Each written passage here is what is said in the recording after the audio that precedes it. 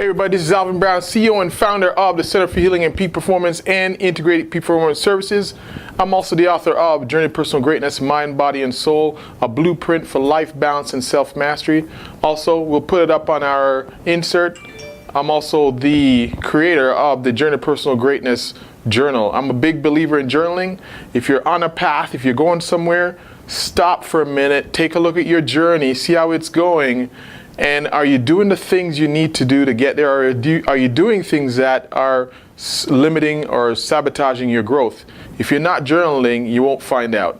So journaling is super important. All right, this is Wednesday, Hump Day Hustle. It's all about taking care of the temple, the body, and this is the temple that everything lives in. So you can have dreams, goals, and all these passions, but if the body's not working, you've been there. You've been where your body felt broken, and you want to get things done, but you can't get them done. So I'm here to talk about how do you protect the temple, both on a physical side and a chemical side. How do we get the body in optimal health, peak performance, and just so you can pursue your personal greatness. All right, so let's get on with it. It's short and sweet. Today I want to talk about how do you program your workouts. A lot of people get to the gym or they join a gym and they don't know how to, what are they there for? How do you get your body in the shape you want to get it into, and how do you do it yourself? So I want to give a little bit of my experience in creating a program for yourself if you want to do it yourself, DIY. All right, so here's the deal. Two key points and 2 action steps. Number one, the key point number one is, what is your purpose? Why are you joining a gym? Why are you working out? What is your aim, your intention? And we're going to talk about it. Is it weight loss? Do you want to lose weight? Do you want to gain muscle? Or do you want to gain endurance? Is it a functional thing? Do you want to gain function at work, or be able to golf, or be able to do whatever specific thing you want to do? First thing you need to do is find out your purpose. Why are you even working out? And what is the purpose of working out? Is it just to look good? A lot of people think, oh, I'm this age or that age, or I'm already married, or I have kids, or I'm not an athlete, or we have all these excuses why we shouldn't work out and why it's not for you and why that workout's not for you. Workout, keeping your body fit and strong, is for everybody. This is the only thing you have. So let's lose the excuses.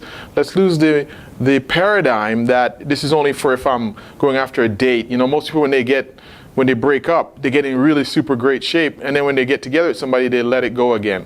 You can't do that. This is about your body. It's not about anybody else. This is for you. So think about, what is my intention for joining the gym? Don't let somebody else tell you what you should be programming yourself or what you should do. What is your intention? You decide what your intention is. All right. Number 2, know your body. All right. There's 3 categories of our physiology that they've given. We've all heard these terms: ectomorph, endomorph, and mesomorph. These are the body types. Are you prone to being more softer? Is your genetics leading to more of a softer frame? Is it hard for you to gain muscle? You got to figure that out. Also, are you ectomorph? So real skinny and you can't gain weight no matter how much you try. I have family members like that who can never gain a pound. No matter how much they try, they're eating all the right things, taking all the right, but they just can't get it. Is that your genetics? You got to figure that out. Know yourself. And the last one is endomorph. Well, endomorph is the softer kind. Ectomorph is the skinny kind. And then there is mesomorph. Mesomorphic people are the ones who gain muscle easily. You see them and they eat anything they want, and all of a sudden muscles start to pop on them, and they just seem to, no matter what they do, they gain muscle. So you can either be one of 3. You got to know yourself though. Ecto, real skinny, can't gain weight. Endo, for the life of you, you can't lose weight, and you're continually just feeling soft. And meso, you got that muscle build that's easy to gain muscle. You got to know yourself, so when you get to the gym, know what kind of workout you want. All right. So you got to know these things, because the kind of workout plan that you implement is key. All right, so action steps: reps, sets, and cardio. All right, so if you're the mesomorphic kind, so that the kind of who gains muscles, and if you're if you're not a bodybuilder, this is awesome if you're a bodybuilder, because then you're just genetically gifted. There's a few out there. If you look at bodybuilding community, there's a guy right now, Phil Heath, and there was Ronnie Coleman, and there were, Jay Cutler, and all the top names, Dexter Jackson. These people are mesomorphic types who gain muscle real easy, and some have to work a little harder to get those muscles where they want to be. So you got to know your type. Are you prone to that? And then know why you're at the gym. I tend to be more of a mesomorphic type, so I don't want to get too big. So I do a higher reps and lower weights and cardio, and I include all these in, and I watch what I eat because I tend to gain real quick. And so knowing yourself, what type of body type do you have? If you are an endomorph, so you tend to gain weight easily and you can't seem to lose it, then you got to get into more cardio. Slower and longer is better for cardio. Your diet has to be tight, so it has to be less carbohydrates, more protein, vegetables instead. So knowing your body type. If you're mesomorphic, you want to start reps and weights. You want to start lifting moderate weights to higher reps and higher weights. Nothing sets and reps. You want to look at sets and reps of the weight where you're fatigued at about 12 to 15, 10 to 15, somewhere around there, repetitions at the gym. And then on that last few reps, you're getting fatigued and tired. So that's kind of the weight that you want at, whatever that is. It could be, I don't know. It's up to you, depending on your type. But whatever weight that you're lifting, if you get to the end of it after 10 to 15 and you're really struggling, that's about the right weight.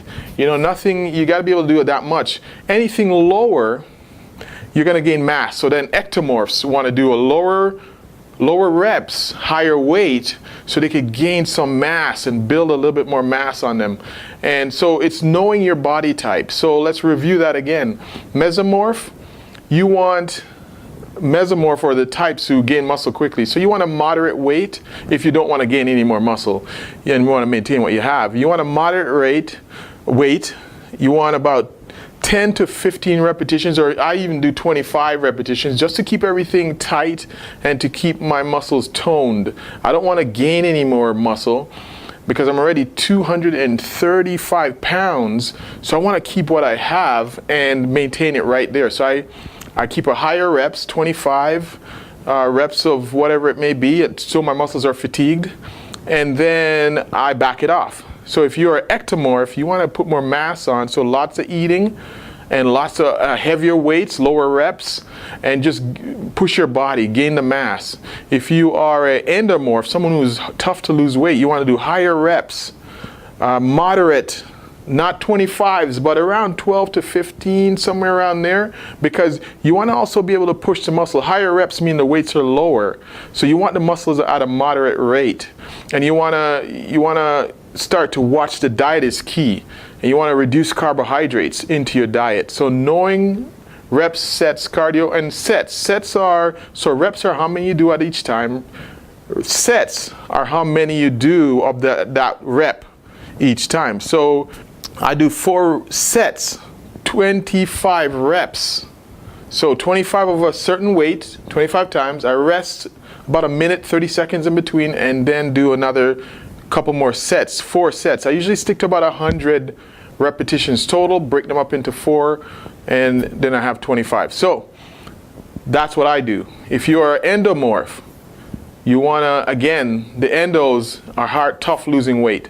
So you want to increase, again, 12 to 15, somewhere around there, 10. So you're a little bit pushing yourself, and you want to push yourself to there. And then the sets, 4 sets, and then exercises for one body part, 3-4 exercises for one body part, and break it up during the week.